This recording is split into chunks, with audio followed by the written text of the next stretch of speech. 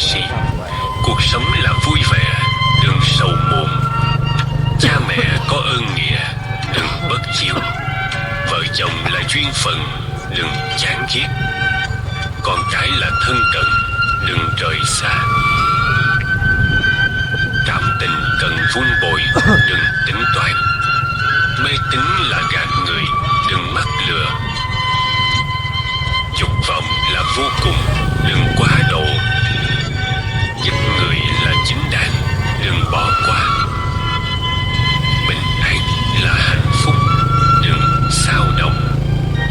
Nên ý thức những lời nói phát ra, đừng để vì một lúc cao hứng mà tùy tiện miệng lưỡi. Một câu nói tốt lành có thể sưởi ấm suốt 3 mùa đông lạnh lẽo. Một lời nói độc ác cũng khiến người thấy giá buốt dù đang buổi trưa hè nóng bức. Vì thế, trước khi nói nhớ suy nghĩ. Gặp việc nhạy cảm càng phải cẩn ngôn và hạn chế những lời vô ích. Không để lời nói khiến người oán ghét. Lâu dần cũng có thể chuyển hóa địch thù thành bạn hữu. Con người nếu không biết nâng niu những giá trị cuộc sống sẽ khô cằn như bãi hoang mạc. Nên biết thương yêu người khác chính là quý trọng bản thân. Hãy trao tình thương chan hòa cho tất cả, như mặt trời giữa trưa có thể chiếu sáng nơi nơi. Người bị hận không cảm thấy đau khổ, kẻ ghét người lại không thể an vui. Cho nên tuyệt đối không nên oán ghét bất kỳ ai. Duyên phận như một quyển sách, không để tăng đọc sẽ bỏ sót nhiều chi tiết ý vị. Nhưng nếu xem quá trầm trọng cũng dễ khiến bản thân mỏi mệt. Hãy tập sống chân thành và khiêm tốn, đối xử với người khác tốt một chút để tạo phước cho mình. Cuộc đời đâu ai thập toàn thập mỹ. Cuộc sống lúc nào cũng sẽ gặp phải sự bội bạc, không thể nói trước được, nên đừng vội đắc đi. Cuộc sống vốn không dễ dàng, mỗi nhà một hoàn cảnh, mỗi người một nỗi khổ riêng, nên đừng bao giờ cười nhạo bất kỳ ai. Tôn trọng người khác cũng là tự trọng với chính mình. Ở đời, muốn được người tin tưởng, hãy làm mình xứng đáng. Nếu bạn giữ chữ tín, ai cũng muốn kết thân. Nếu như bạn nghiêm túc, mọi người sẽ nương cậy. Nếu bạn đủ chân thành, thì cuộc đời sẽ tình nguyện đặt trọn niềm tin. Điều gì nên nói thì phát ngôn, bằng không thì im lặng. Đó cũng là một dạng thông minh. Điều gì nên làm thì hết lòng, bằng không thì rút lui. Đó là một dạng hiểu biết. Còn điều gì nên thể hiện thì thể hiện rõ ràng, bằng không thì quy ẩn, là một dạng trí tuệ. Người đời có thể tin tưởng nhưng đừng trông chờ. Bổng lộc có công thì tiếp nhận, còn không thì đừng thọ hưởng. Con đường từng bước mà đi hết. Tình cảm từng chút mà hình thành. Đời người từng trang mà viết nên. Không có ai là trắc trở cả đời, không người nào là trọn đời không đau khổ. Chỉ cần giữ tâm thái tích cực, mọi thứ sẽ tốt đẹp. Soi mói lỗi lầm kẻ khác, chính mình đã không tốt. Trách móc sự thiếu sót của người, tự thân đã là điều không hay.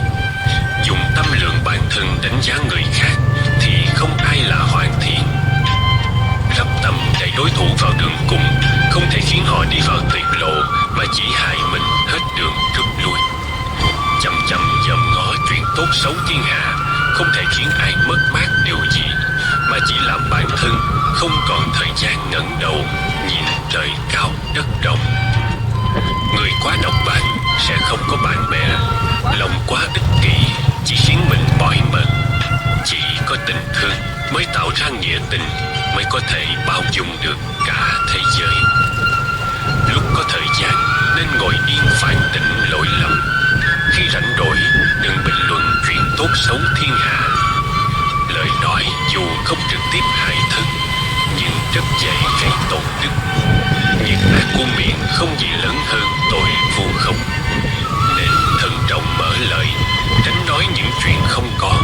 Dù đùa giỡn cũng nên có chừng mực.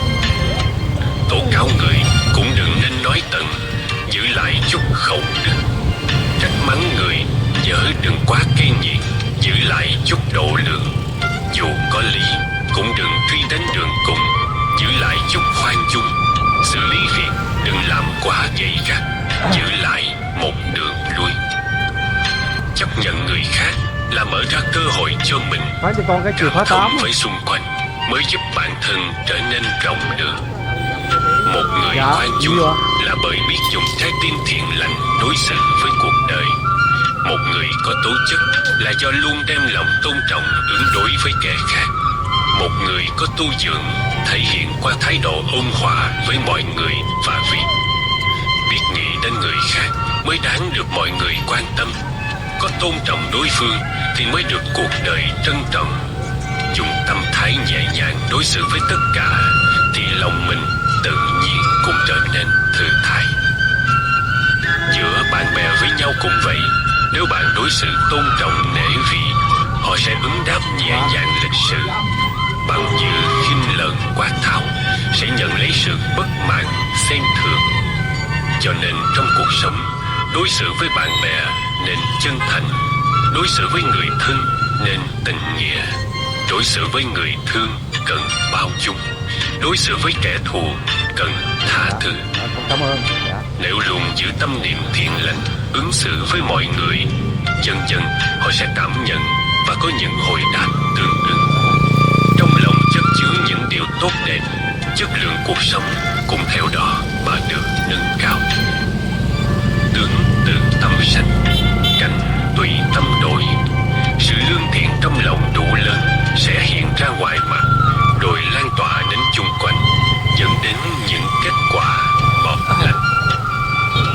Mưa rồi nhớ sự áo phơi, khóc rồi tiếc hận bao lời đã buông. Mẹ cha thuận thế vô thường, ngàn muôn hiếu hạnh nhớ thương cũng hoài. Chiều tàn mới biết mỉm cười, toan cười thì đã ngập trời bóng đêm. Đi rồi mới nhớ gọi tên, người xuôi vào cõi lãng quên mịt mờ. Tỉnh rồi mới ngộ rằng mơ, thế nên sống trọn từng giờ hôm nay. Người không hết dạ lúc này, đời mang hối tiếc đông đầy vị lai. Con người dù tốt đẹp thế nào cũng không thể thập toàn thập mỹ. Tình cảm dù toàn vẹn đến đâu cũng không thể không có tì vết. Nếu mở lòng bao dung đón nhận, sẽ cảm thấy thế giới này thật ra không đến nỗi tệ như bạn nghĩ. Thấu hiểu giúp ta bước khỏi vùng u tối, đến với một quang cảnh mới. Giống như đi qua cây cầu sẽ đến với con đường lớn. Những phiền não u ám cũng tự hóa thành bướm bay đi.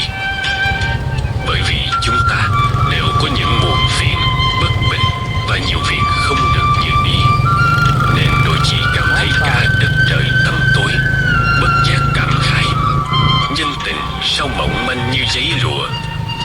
Thật ra mặt trời luôn ấm áp, ánh ban mai vẫn sáng tươi mọi ngày. Chỉ là có lúc chúng ta đứng trong bóng râm mà thôi. Bao dung người khác hoàn toàn không phải là yếu đuối, mà là thể hiện tấm lòng độ lượng, là một lựa chọn thông minh. Trong hành trình kỳ diệu của cuộc sống, có thể gặp nhau đã là một nhân duyên. Chúng ta nên trân trọng, đừng để sự giận dữ cuốn trôi bao ân tình tốt đẹp, để lại những hối tiếc muộn màng. Đời người có 3 chiếc chìa khóa cần thiết: đón nhận, thay đổi và rời xa. Nếu không thể đón nhận nên thay đổi, thay đổi không được thì rời xa vậy. Hết cái đường lên luôn, không Người lạc quan thường dùng nụ cười để khỏa lấp những điều bất như ý. Kẻ bi quan chỉ biết trách hờn mà quên mất niềm vui sự sống.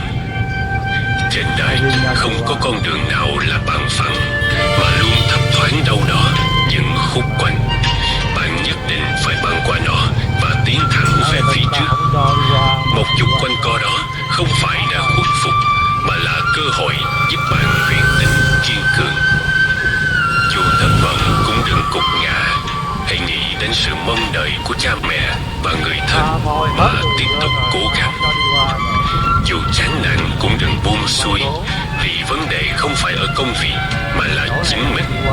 Nên trân trọng mỗi sự lựa chọn của bản thân. Dù khó khăn cũng đừng than thở, vì ai cũng có việc riêng, không thể giúp bạn mãi.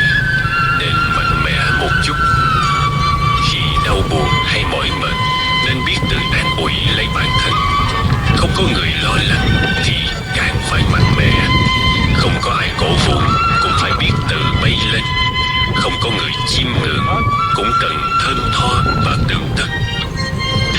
Hãy quan sát cỏ dưới chân, hoa bên đường và lá trên cây. Sinh mạng dù khiêm tốn, nhưng chúng sống cuộc đời thật tươi đẹp. Sinh mạng dù vô thường ngắn ngủi, cũng không nên tùy tiện xem thường, vì không ai mua được sức khỏe cả.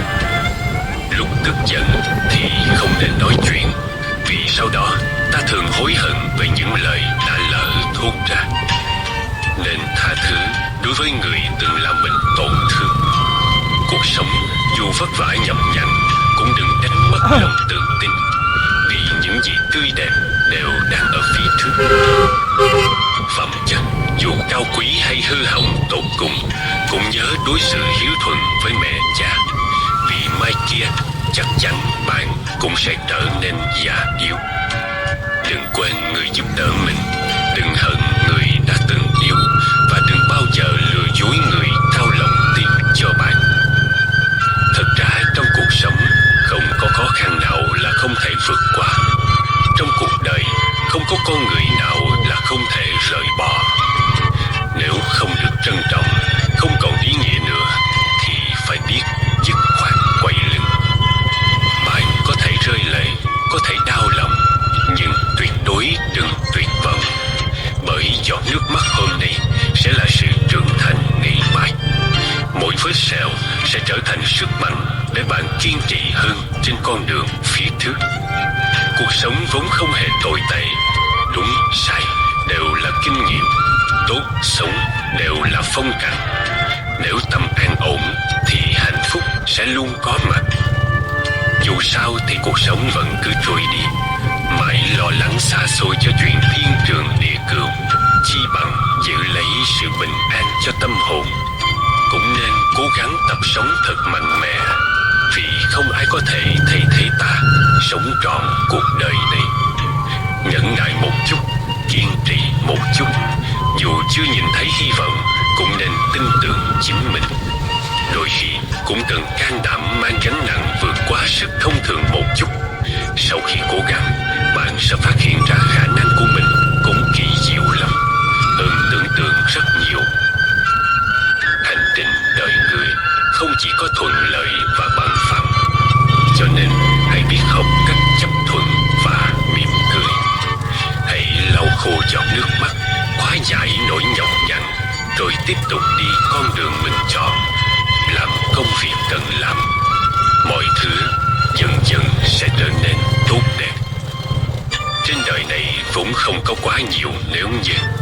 Bạn là tác giả của đời mình, không cần phải viết một kịch bản quá bi ai hay bất hạnh.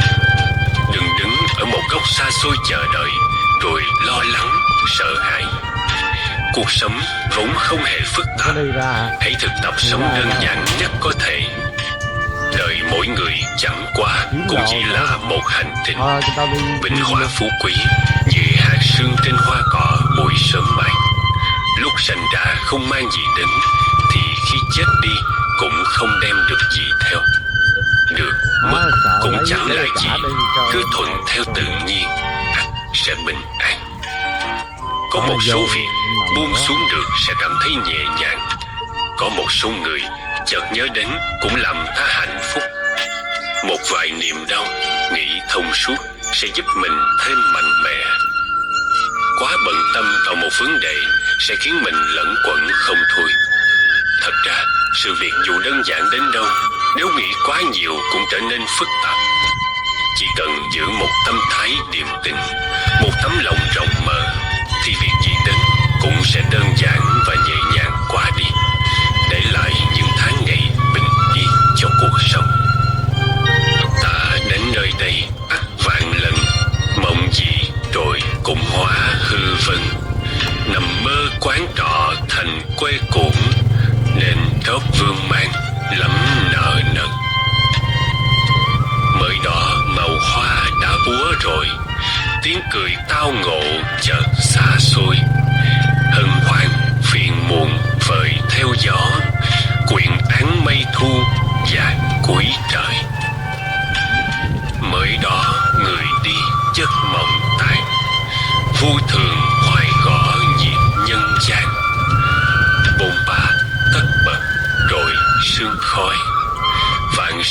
vùi quên dưới mộ vàng. Mới đó nhìn gương tóc đã phai, thôi chừ buông xuống nhẹ hai vai. Ta về kéo chậm hoàng hôn xuống, lỡ chuyến đò ngang khóc hận hoài. Ai ở đời cũng không dễ dàng gì, ngọt bùi cay đắng buồn vui có đủ. Thế gian này đâu có gì là hoàn mỹ. Mặt trời đứng bóng liền ngã về phía tây, mặt trăng vừa tròn là chuyện khuyết. Cảnh tươi đẹp nhất vẫn là khi hoa chưa nở tròn, trăng chưa tròn vành. Cảm giác thiếu một chút mới trở thành bình an, không hoàn mỹ mới gọi là nhân thế. Biết chấp nhận thì không gì trở thành vấn đề, tâm biết đủ luôn hạnh phúc tròn đầy. Hạnh phúc đến từ cảm giác, vui vẻ là từ tâm thái, nhẹ nhàng là do lựa chọn. Sự việc dù đơn giản nhưng suy nghĩ quá sâu, tính toán quá nhiều sẽ trở thành phức tạp. Ngược lại, sự việc dù phức tạp thế nào, nếu biết xem nhẹ, bớt để tâm, cũng thành ra đơn giản, giải quyết dễ dàng. Cởi mở một chút sẽ học được nhiều thứ, tao nhã một chút sẽ càng tươi đẹp hơn, sáng suốt một chút nụ cười sẽ rạng rỡ, hạnh phúc hơn. Cuộc đời vốn là không, mỉm cười nhìn đời và người, an nhiên ngắm mặt trời mọc rồi lặn, tự tại nhìn hoa nở rồi tàn. Thì bụi trần vướng vào đâu, người phiền đất chỗ nào? Con người sống một đời, rốt cuộc nhận ra được những gì? Cuộc sống không nhất thiết phải quá sung túc giàu sang, mà chỉ cần mỗi ngày trôi qua đều có ý nghĩa. Hạnh phúc không đến từ sự so bì với người khác, mà dùng tâm từ từ cảm nhận. Niềm vui vững bền không đến từ bên ngoài, mà xuất phát từ nội tâm của mỗi người. Đừng bao giờ nhìn sự giàu nghèo mà kết bạn. Dù người ta có tiền vàng bạc tỷ, cũng chẳng liên quan gì đến bạn. Đừng biến mình thành đầy tớ của kẻ khác. Trên đời có những người dù chỉ có một cái bánh, cũng có thể vì bạn mà bẻ làm đôi. Phải học cách nhìn người. Đừng chờ đợi người khác giúp đỡ bạn về mặt kinh tế, vì tiền bạc đối với ai cũng là không đủ dùng, nên học cách cho đi. Bạn bè giúp đỡ nhau là việc tốt, là đạo nghĩa. Nếu họ không giúp cũng là chuyện bình thường. Không nên có tâm oán giận, vì chẳng ai nợ bạn cả. Hãy luyện cho mình một tinh thần độc lập, kiên cường, lạc quan và hạnh phúc. Vì rốt cuộc cũng chỉ có chính mình mới liên quan trực tiếp tới chuyện sống chết của bản thân. Phải học lấy tính kiên cường. Đừng quá cố chấp vào bất kỳ chuyện gì. Thế giới này không phải dành riêng cho bạn. Địa cầu này chẳng phải chỉ vì một mình bạn mà quay. Vì thế đừng cố bám víu vào những cái đang có. Chúng ta quá lắm cũng chỉ là những lữ khách hồng trần, sinh ra không mang gì đến, chết đi cũng chẳng mang được gì theo đâu. Nên học cách buông xả. Người ta thường nói, phải đến khi mất đi, chúng ta mới nhận ra mình từng có những gì. Thực tế thì bạn luôn biết những gì mình đang có, chỉ là ngờ chúng sẽ không bao giờ mất đi mà thôi. Hãy tranh thủ tận hưởng mỗi việc nhỏ trong cuộc sống, vì mai này nhìn lại, bạn sẽ phát hiện ra kỳ thực chúng đều rất quan trọng. Có một vài thời khắc khi trở thành hồi ức rồi mới thấy hết sự quý giá. Nếu nhìn thông sẽ thấy có nhiều thứ mất đi mà bình an hơn là có được. Vài niềm đau nhẫn một chút liền qua đi.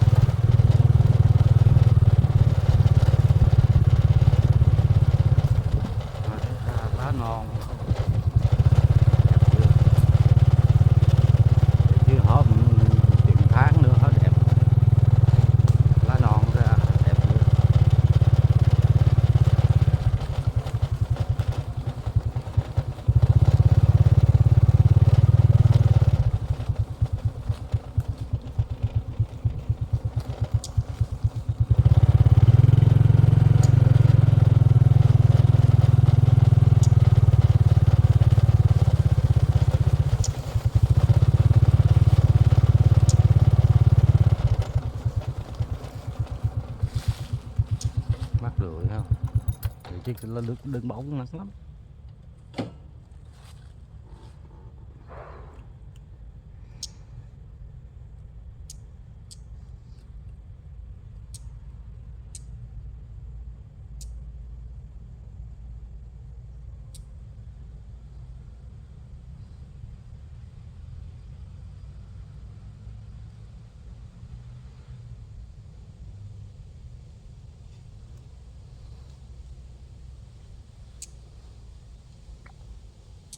Không nghe kêu ghét gì hết.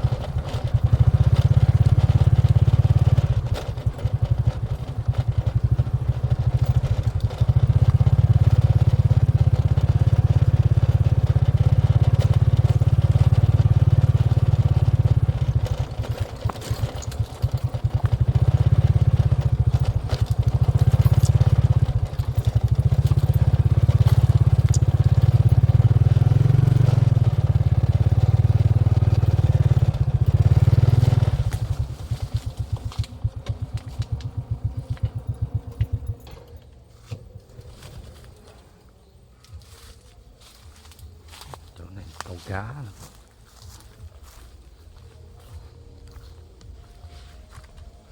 Năm nay vô mấy lần không thấy ai hết. Đây họ đốt nấu về con người già họ dẹp hết. Tháng này dễ cháy rừng lắm. Ổ này thường mới giả 2 câu đây nè. Ong có chờ luôn không?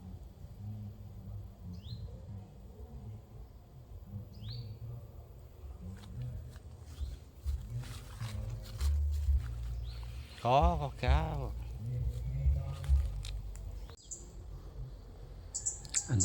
Anh em nào hỏi chim ốc bích mái mồi thì vô coi nha.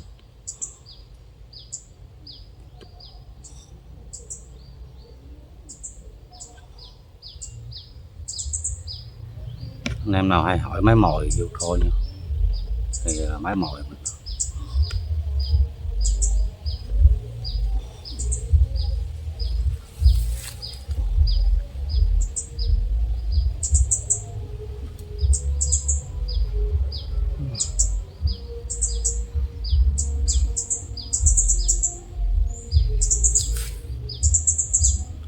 khá nhiều anh em hỏi ốc bích mái mồi.